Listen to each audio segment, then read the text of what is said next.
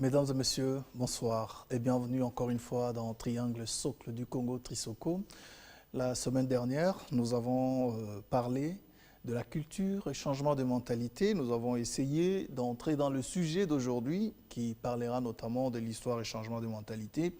La question fondamentale reste en quoi l'histoire peut impacter, peut influencer le changement, la connaissance de l'histoire notamment peut impacter le changement de mentalité dans notre société notamment, avec Messieurs Dieudonné Bouffoumanou. Bonsoir et bienvenue. Bonsoir, merci. Vous allez bien? Très bien. Plusieurs questions des téléspectateurs autour du sujet de la fois passée, notamment de celui-ci que nous entamons aujourd'hui, l'histoire et changement des mentalités.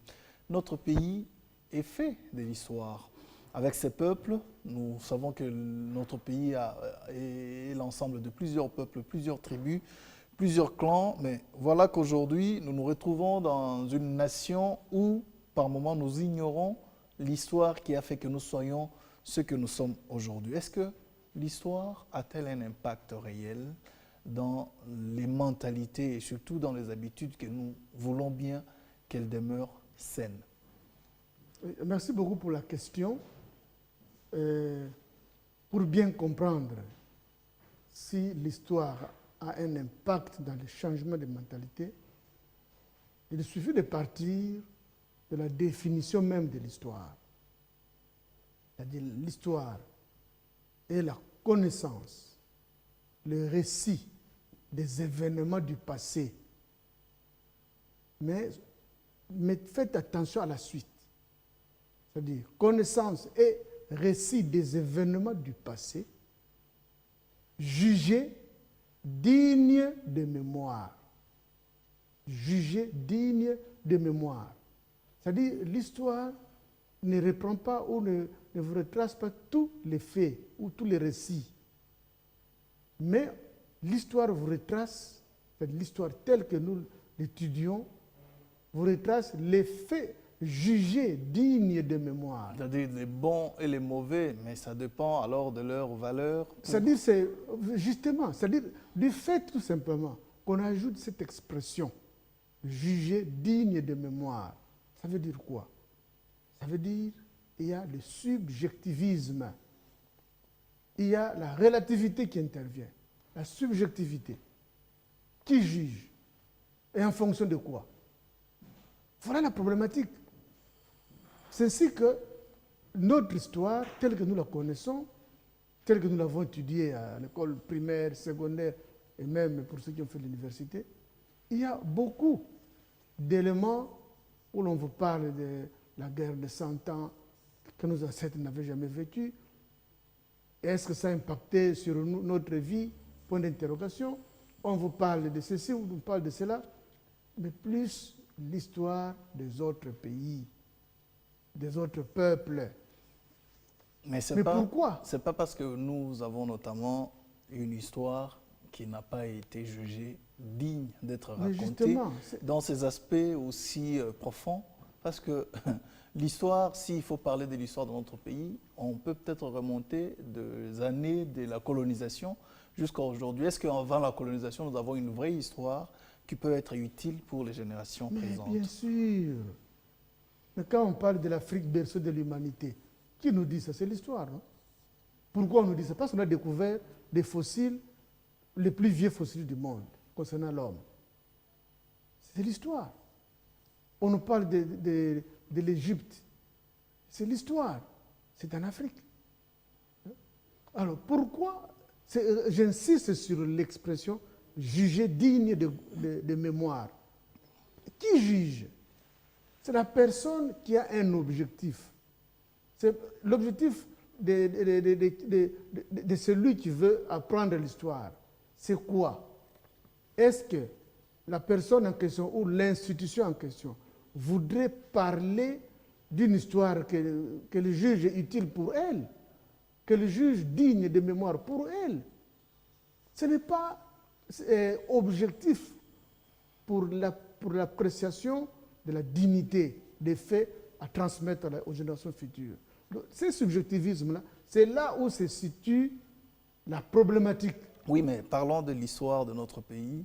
s'il faut parler du Congo dans ses frontières actuelles, mais il faut revenir d'abord sur ce qui a constitué ce territoire. C'est un rassemblement, une addition de plusieurs terres, de plusieurs empires, de plusieurs peuples. Est-ce que c'est de ça que nous devons parler lorsque nous savons que ces mêmes peuples ne s'entendaient pas, il y avait la division, et on peut dire que les tribalismes que nous vivons aujourd'hui a de très lointaines origines. Mais il faut situer. Il faut situer l'origine de ce tribalisme-là. Et ce n'est pas le présent qui va vous parler, c'est l'histoire. Raison pour laquelle, quand on situe bien les faits, on vous donne les faits dignes de mémoire, d'une façon, c'est-à-dire en tenant compte d'un objectif précis, c'est alors qu'on parlera de changement de mentalité. Comment? Qui veut qu'on parle de l'histoire aux enfants ou aux générations futures? Qui? Dans une famille, les grands-parents ou les grands-pères peuvent dire « Moi, je vais apprendre l'histoire à mes générations futures. » Est-ce que nous en avons encore l'habitude, et surtout dans les grands centres comme Kinshasa? Tant mieux. Mais c'est pour que vous compreniez l'importance de l'histoire dans le changement de mentalité. C'est-à-dire les grands-pères peuvent apprendre. Il ne va pas choisir des faits qui peuvent déshonorer la famille. Il pourra vous transmettre des faits élogieux, ou si ce sont des faits négatifs, c'est pour vous prévenir contre quelque chose. Mais il va vous apprendre les faits que lui estime dignes à vous transmettre. C'est lui. À qui? À ses enfants, petits-enfants, ainsi de suite. Donc, c'est lui qui est au centre de l'appréciation. C'est lui qui donne le ton en disant « Je vais apprendre ça et ça aux enfants ». Pour quelle finalité? Pour que les enfants ou les petits-enfants sachent comment défendre leur terre, par exemple. Comment conserver leur terre. Comment tenir à distance certains clans, certaines personnes. Ça devrait faire partie de notre culture aussi. Mais c'est tout ça. Dans nos villages, ça se disait, ça se racontait. Ou ça se raconte. Mais maintenant, nous sommes au niveau, ça c'est au niveau micro-sociétal, au niveau des familles. C'est le micro-sociétal. Mais maintenant, nous sommes au niveau de la superstructure étatique. Et là, il y a les dirigeants, des institutions qui doivent avoir un objectif à donner aux enfants. Qu'est-ce que nous voulons?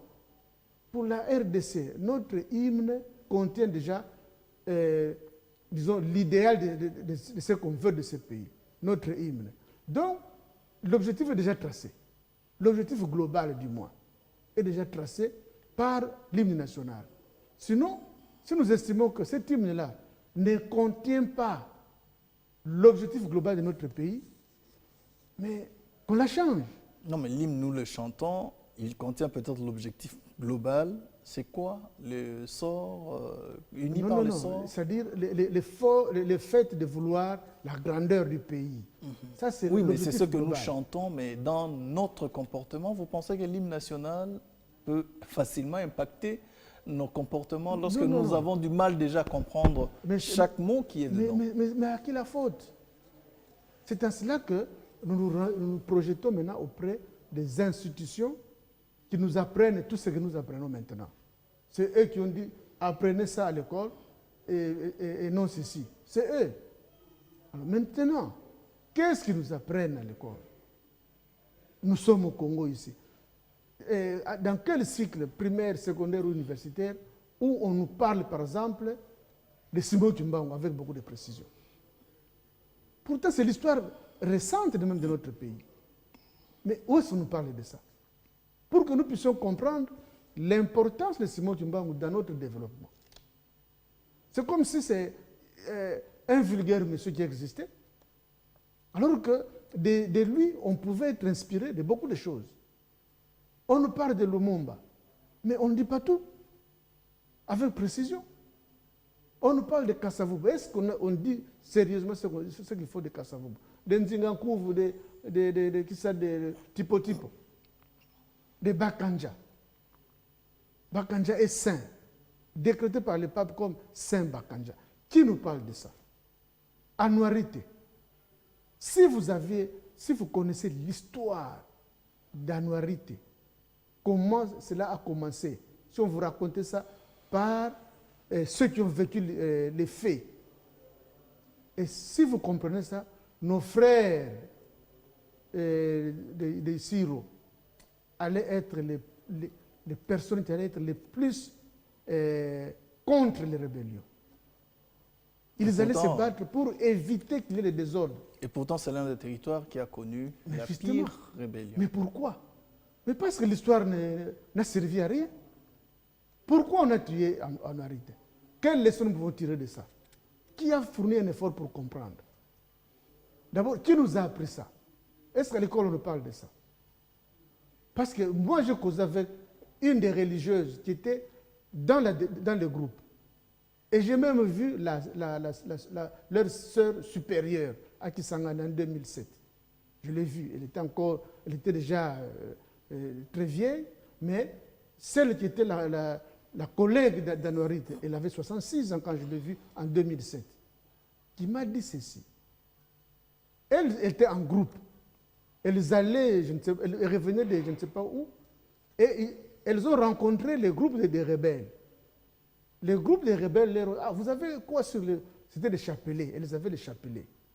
Ça c'est pour qui? Ah non, nous prions notre Dieu et tout ça. Dit, bon, si vous voulez, changez votre chapelet et commencez à prier notre Dieu. C'est un détail très important que les gens ne comprennent pas ou ne savent pas. Enlevez vos chapelets et commencez à prier notre Dieu. Les religieuses posent la question, c'est de quel Dieu il s'agit? La réponse de ces rebelles, Lumumba. Notre Dieu, c'est Lumumba. Ça, ce sont ces rebelles-là. Alors, comme les religieuses avaient refusé, si elles avaient accepté, elles allaient continuer leur voie. Mais comme elles avaient refusé, c'est ainsi qu'on les a pris. On dit, allez, dans ces conditions, nous allons avec vous jusqu'à ici. Vous voyez les problèmes. Est-ce que ces petits détails-là, très importants sur le plan historique, est-ce que les gens connaissent ça? Rien. Maintenant, elles arrivent à Isiro. On les met dans leur couvent, disons dans une villa. Ce n'est pas que, contrairement à ce qu'on dit, elle a refusé d'être violée. Non. Le chef est resté dans son appartement où il était arrivé et eux étaient dans une autre maison. Maintenant, le chef a envoyé son garde du corps et le chauffeur pour aller chercher Anuarite. Et comme elle avait refusé, elle dit, je ne pars pas là où on m'invite par votre chef, je ne pars pas. C'est ainsi que le chauffeur a tapé la partie crosse du fusil sur le front. Et comme c'était il a fait ça d'une façon forte, le front s'est un peu fracassé, la dame est tombée. Et c'est de là, quand elle était évanouie, on l'a pris, on l'a amené dans la maison. Et là où elle a rendu l'âme, si vous allez à Isiro, à la maison bleue, c'est bien délimité. Et même le linceul qu'elle portait est là visible. Et là jusqu'à présent, avec des traces de sang. Évidemment, vieilli, mais les traces existent. Voilà l'histoire. Mais est-ce que cette histoire nous a été racontée d'une bonne manière, digne de mémoire, pour que ça nous serve à dire, mais voilà des gens qui viennent pour vous dire, notre Dieu c'est Lumumba, vous devez prier ce Dieu-là. Des petites déviations. Est-ce que Lumumba leur avait dit ça? Non. Ce sont des déviations tout simplement, l'excès de zèle qui a entraîné les problèmes. Donc c'est pour dire que si c'était bien raconté, en tout cas... Ça pouvait servir de modèle, d'exemple. Oui. Et nos frères de Isiro surtout allaient être des grands défenseurs contre la rébellion. Alors, parce que vous avez cité Lumumba, l'histoire de notre pays, elle est beaucoup plus émaillée de faits politiques. Même dans les sociétés traditionnelles, on en parle. On a parlé de l'empire, par exemple, Luba, l'empire Lunda, le royaume Congo. Il y en a eu autant dans notre territoire et même au-delà de notre territoire. C'est aussi des groupuscules qui se sont fait la guerre. Est-ce que si on apprenait à connaître de telles choses, vous ne pensez pas que les guerres que nous vivons aujourd'hui sortent un peu plus loin de tout ce qu'il y a eu avant que le Congo soit ce qu'il est? Mais justement, ça prouve à quel point notre histoire est enseigné d'une façon Légère. résiduelle, d'une façon insuffisante, de sorte qu'on vous raconte seulement des petits faits. Alors, maintenant, qui a estimé qu'on doit raconter seulement cela? Mais c'est la personne qui a jugé la dignité de mémoire. C'est lui qui dit, bon, les faits dignes de mémoire. Quels sont les faits dignes de mémoire que je peux raconter à ces petits Non, mais il y a aussi, en fait, est-ce que sommes-nous toujours nous sommes toujours le produit de l'histoire qui se répète? Parce que parlons un peu des guerres politiques telles que nous les vivons dans notre environnement aujourd'hui. Peut-on dire que c'est parti de la vraie guerre que les politiciens se sont livrés pendant et après l'indépendance? Non, ce n'est pas parti de là. Ça prouve que ce qu'on nous a appris, parce que notre histoire nourrit le subconscient. Et c'est le subconscient qui réagit pour donner la matière au conscient. Maintenant, ce qu'on nous enseigne, qui reste dans notre subconscient, c'est ce qui a été jugé digne de mémoire par les concepteurs de cette histoire-là. Maintenant, est-ce qu'ils ont intérêt à bien nous parler de ces divisions qui avaient existé auparavant pour que nous puissions les éviter? Ils n'ont pas intérêt. Est-ce qu'il faut-il que l'on attende qu'on nous en parle, ou sinon nous devons nous-mêmes aussi faire des recherches pour comprendre les fondements, les bases de notre société? Mais raison pour laquelle nous disons que l'histoire doit intervenir dans le changement de mentalité. Mais quand est-ce que l'histoire peut intervenir dans le changement de mentalité? C'est quand on tient compte de cette donne. Maintenant, qui doit tenir compte de cette donne-là? Vous voulez encore charger l'État? Mais c'est son rôle. C'est l'État qui définit l'objectif national. Maintenant, moi je voudrais enseigner l'histoire à mes enfants. Qu'est-ce que je dois enseigner à mes enfants pour que ces enfants soient dans la logique de notre objectif global du pays? C'est ça la problématique. C'est vrai qu'aujourd'hui, à l'école primaire, aux humanités, on essaie un peu de mêler notre histoire, mais pour la grande partie, c'est l'histoire de l'Europe, par exemple. Mais justement, et pourquoi? Est-ce que ce n'est pas aussi important de comprendre les mentalités qui ont caractérisé les civilisations développées d'aujourd'hui pour nous aider aussi à prendre l'élan? Tant mieux. Ça va être un départ. C'est-à-dire, on vous parle d'abord de vos faits. Parce que quand on vous parle de Nzengankouv, vous comprenez plus facilement que quand on vous parle de Charlemagne. On vous dit... Comment vous expliquez ça? Non, vous comprenez plus facilement parce qu'on vous dit... Parce que Charlemagne a encore des photos? Non, dans ce sens. Ouais. Tipo a existé où? Au Katanga. Il a des photos? Qu'il y ait photo ou pas. Non, mais c'est important aussi. Pas nécessairement, c'est important. Mais et les vieilles personnes... Les autres ont su conserver leur histoire. Est-ce que nous Charlemagne a une photo? Ou bien le roi, ton nomo Constantin, le roi Constantin, est-ce qu'il a une photo? Ce sont des statues tout simplement qui nous montrent. Alors, mais le plus important, ce n'est pas la photo ou la statue. Est-ce que nous... C'est qu'on nous dise exactement qu'est-ce que Tipo a fait.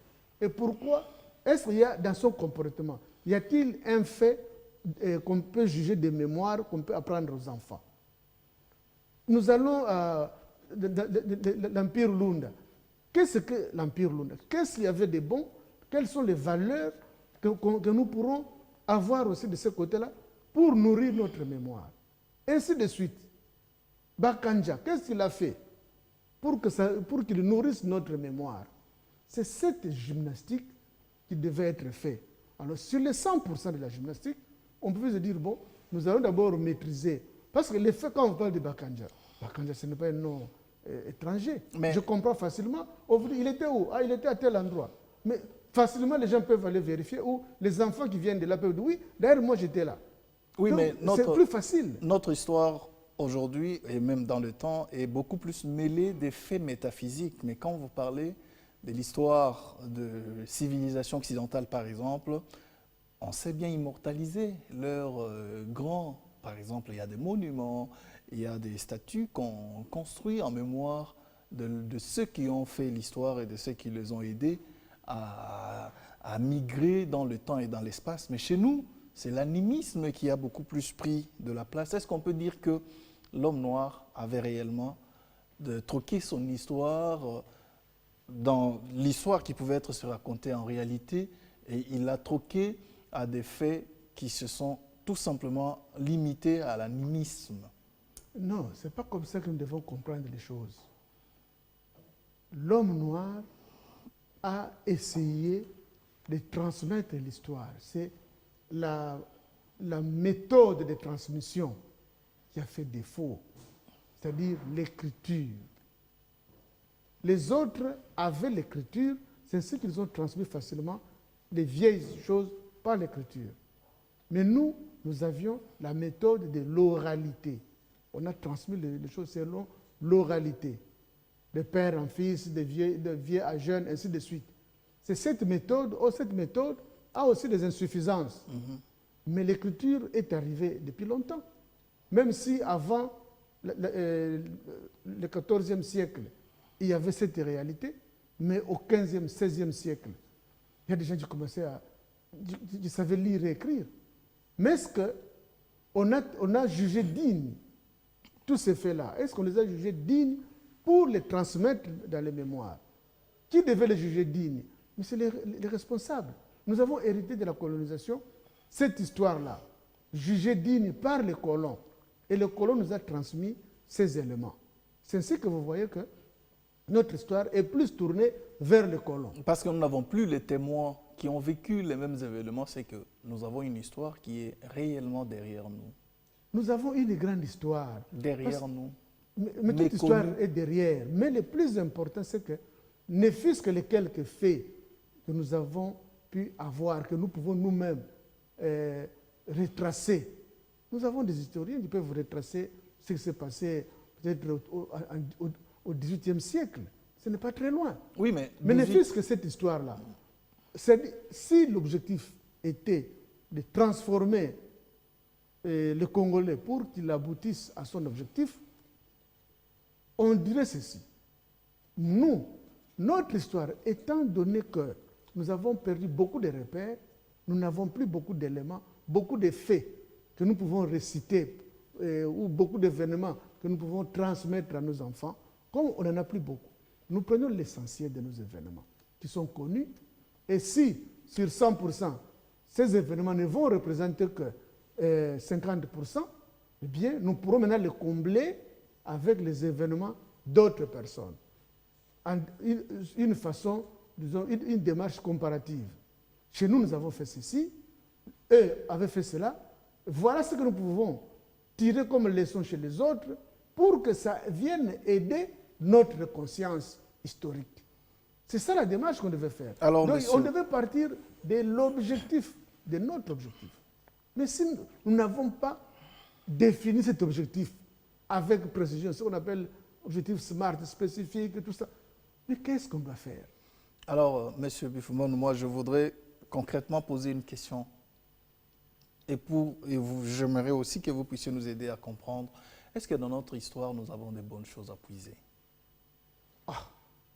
Mais bien sûr. Et surtout quand on parle de l'histoire politique de la RDC. Ne voyez pas seulement l'histoire politique. Non, mais c'est important, parce que Bien, tout ce que bien nous sûr. connaissons d'essentiel dans notre histoire, sont les faits politiques de la colonisation, de la prise de la RDC par les puissances internationales en 1800, je ne sais pas, 8 ou quoi, en 1885, voilà, jusqu'en 1809, je crois, et puis, non, 1909, et puis 1960 à nos jours. C'est tout ce que nous savons. Et c'est parti des faits beaucoup plus politiques avec des motivations économiques et d'ingérence dans nos ressources naturelles notamment. Mais dites-nous, est-ce qu'avons-nous de vraies réalités qui peuvent nous aider dans l'expérience d'aujourd'hui pour évoluer et voir le bout du tunnel? Mais l'expérience n'est pas seulement faite de bonnes choses. Il n'y a pas seulement que les choses très bonnes qui peuvent constituer l'expérience de quelqu'un. Les échecs constituent aussi une bonne matière première pour l'expérience. Sinon, on n'arriverait pas à l'avion. Je ne sais pas si vous avez déjà suivi un documentaire concernant l'avion. Aujourd'hui, vous entrez dans un avion, vous frimez. parce qu'il y a de la fraîcheur. Mais quand la vie a commencé, et ça a commencé comme ça. Mais c'est la succession des échecs qui a entraîné, maintenant que nous avons des bons avions, comme aussi la succession de nos mauvais raisonnements, de nos ancêtres, d'origine peut-être de l'incompréhension ou d'origine ceci. Ces mauvais exemples ou ces mauvaises compréhensions pouvaient aussi être une matière première pour nous. Que nous, attention, nos ancêtres avaient fait ça et ça et ça. C'est comme par exemple à la table ronde des 60. Il y avait eu 2 tables rondes. La table ronde politique, les hommes politiques étaient là. Dès qu'on a fixé la date de l'indépendance, au 30 juin 60, eh bien, tous les hommes politiques qui étaient là se sont dit, bon, nous avons gagné. On leur a dit, venez pour la 2e table ronde. Celle-là était purement économique. Qu'on vous dise, voilà votre richesse. Voilà comment nous avons travaillé pour avoir cette richesse. Et vous, comment vous devez travailler pour pérenniser d'abord, avoir ces acquis, ces prérequis sur le plan économique, et comment vous allez évoluer pour bien gérer vos richesses. Mais les hommes politiques ont séché cette table ronde. Lumumba était représenté par Mobutu. Mobutu n'était pas leader à l'époque, mais c'est lui qui a représenté le Lumumba là-bas. Parce que le Lumumba n'a pas trouvé d'importance. Voilà par exemple une erreur maintenant qui nous a dérangés. Mais il faut que les gens sachent pourquoi. Et maintenant, qu'est-ce que nous devons faire? Faut-il suivre un tel exemple que prochainement, les gens vont se lancer dans les considérations politiques? Non, mais Lumumba avait déjà le pouvoir avec Kasavubu. On peut dire que pour l'homme politique congolais, le pouvoir... il n'était même pas encore aux affaires. Non, mais c'est ce que je veux dire ici. Déjà, l'indépendance politique suffisait pour la plupart d'entre eux. Non, on avait seulement annoncé la date. L'indépendance n'était pas encore là. Oui. Mais annoncé déjà.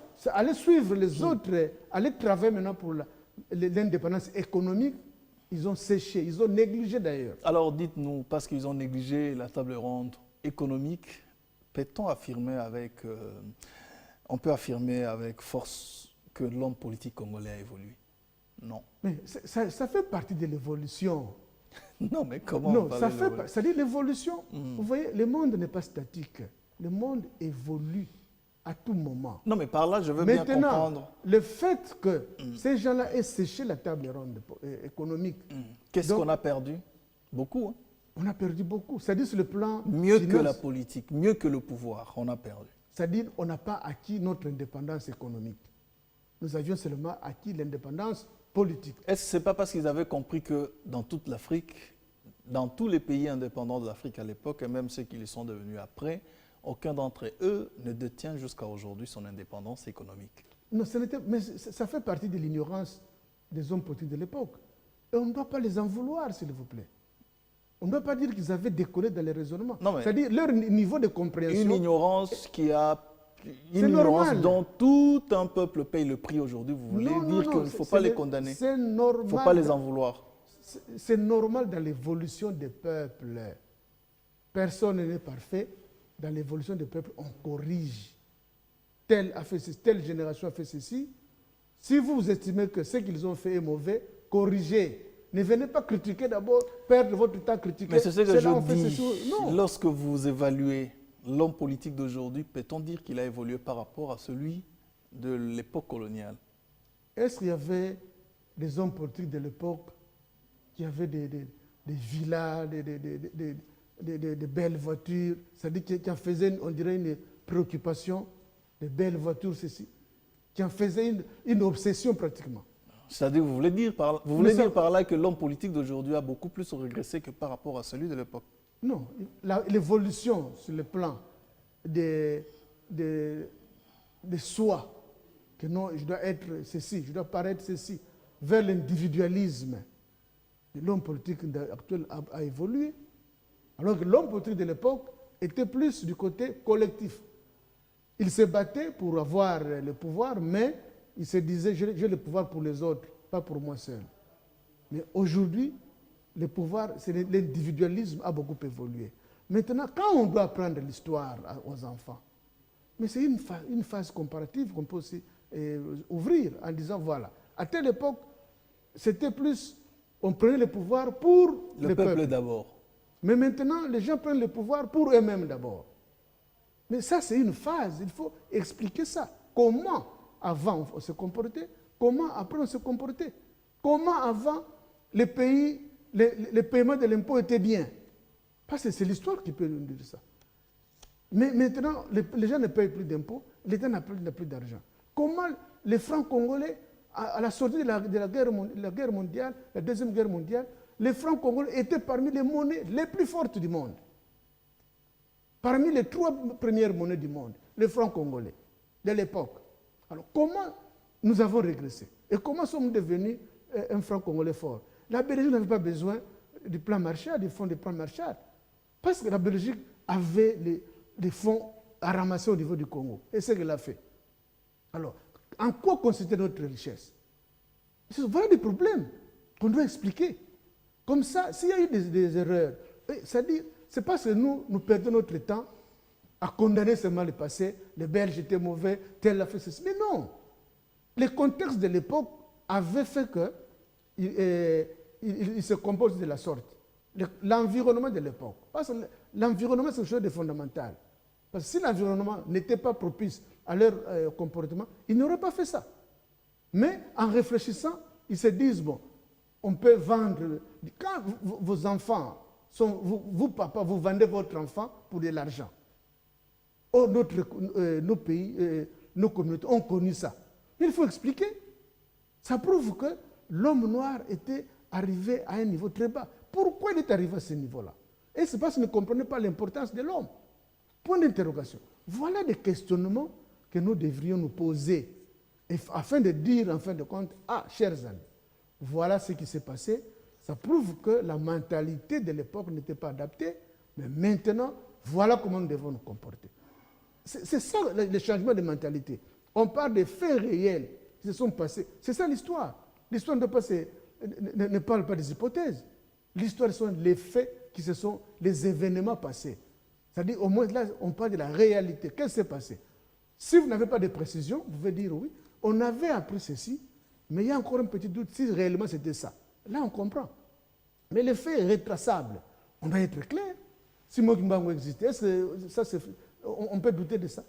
Mais qu'est-ce qu'on dit de lui? Il y a eu des conséquences sur conséquences. Mais qu'est-ce qu'on dit de lui? Rien. Tout un pays. Vraiment, vous croyez que si Mokimbango était français ou belge, la Belgique n'allait rien dire? Mais voilà. Non, mais il est en voie d'être couronné héros national. Mais bien sûr. Important. Mais c'est fait quand? Je voulais que vous puissiez aussi en parler, non? Mais justement. Nous en avions parlé. Mais pourquoi on a fait de lui héros national? Et parce qu'ils se sont référés à l'histoire.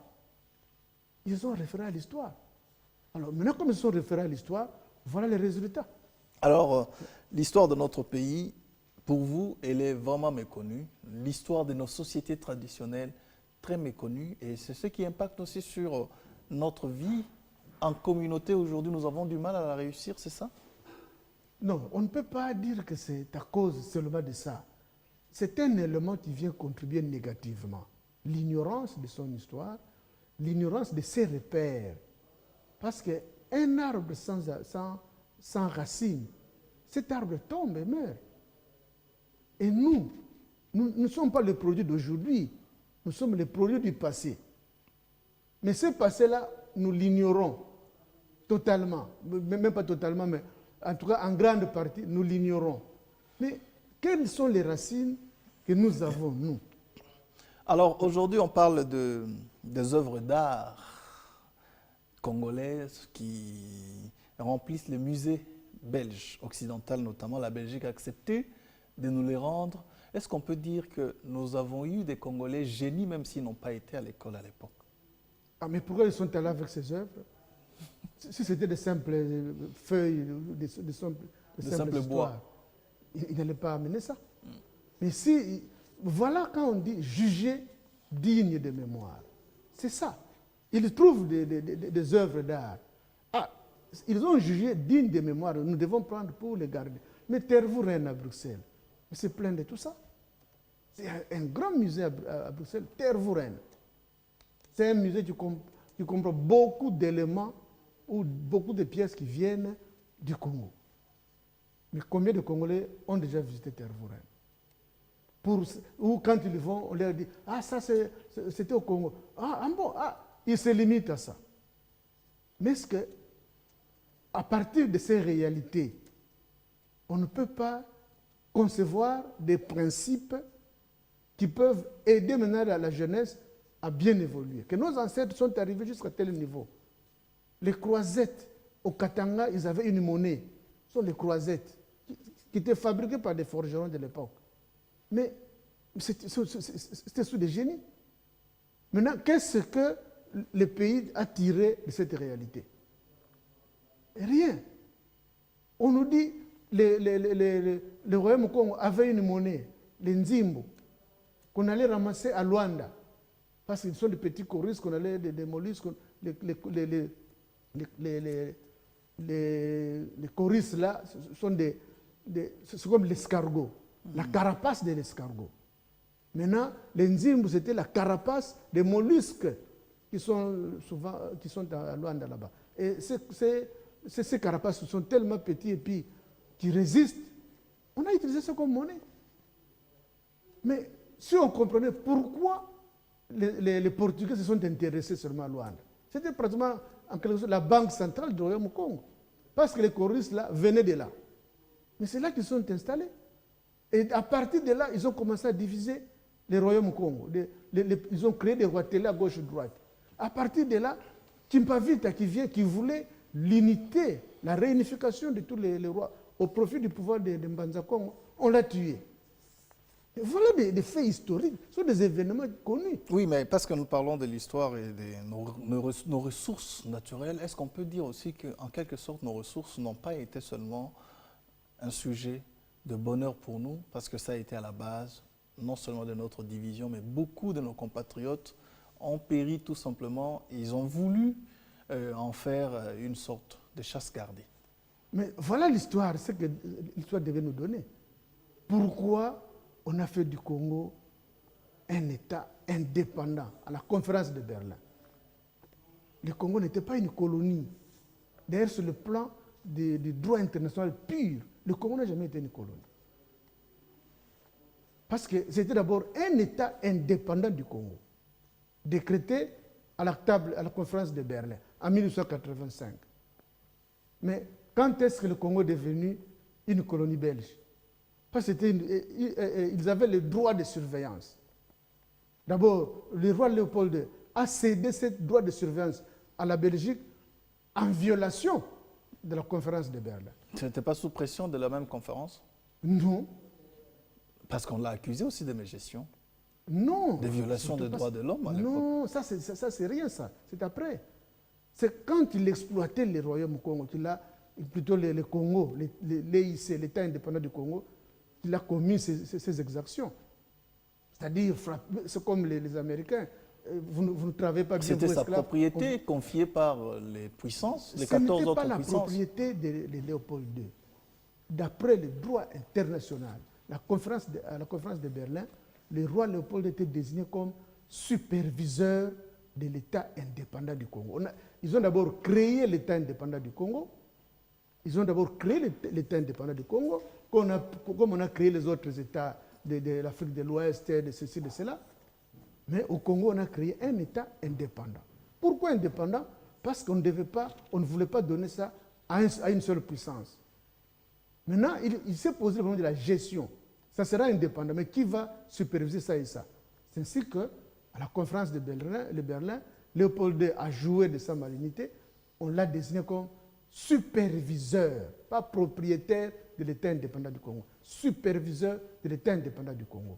C'est ainsi que la France, en cédant, en faisant la concession, Brazzaville, jusqu'à Pointe-Noire, c'était dans l'État indépendant du Congo au départ. On est déjà à la fin, malheureusement. Justement. Donc, maintenant, c'est alors que le roi Léopold II, en négociant avec la France, a dit, bon, moi, le jour où je vais abandonner la supervision de cet État, je vais céder ce droit de supervision à la France, noir sur blanc, dans les conclusions de la conférence de Berlin. Maintenant, Léopold II, en cédant cette gestion à la Belgique, c'était une violation. Et en 1921, quand on a créé la Société des Nations, on a répertorié tous ces territoires. La Belgique était considérée comme avait seulement les droits de tutelle. Même en 1945, quand on a créé l'ONU, la Belgique, droit de tutelle. Donc, la colonie, c'est de fait. Le Congo est devenu une colonie belge de fait, pas de droit. Mais pas gérée par les Congolais. Mais on va y revenir. Mais sinon, en conclusion, l'histoire a une grande importance pour impacter la vie et la gouvernance et même la vie sociale d'aujourd'hui. Ah mais bien sûr. C'est-à-dire, c'est comme on le dit, je vis le présent, mais je me sers du passé pour vivre l'avenir. Comment le passé vous sert-il pour vivre l'avenir? C'est pour aller puiser les différentes leçons.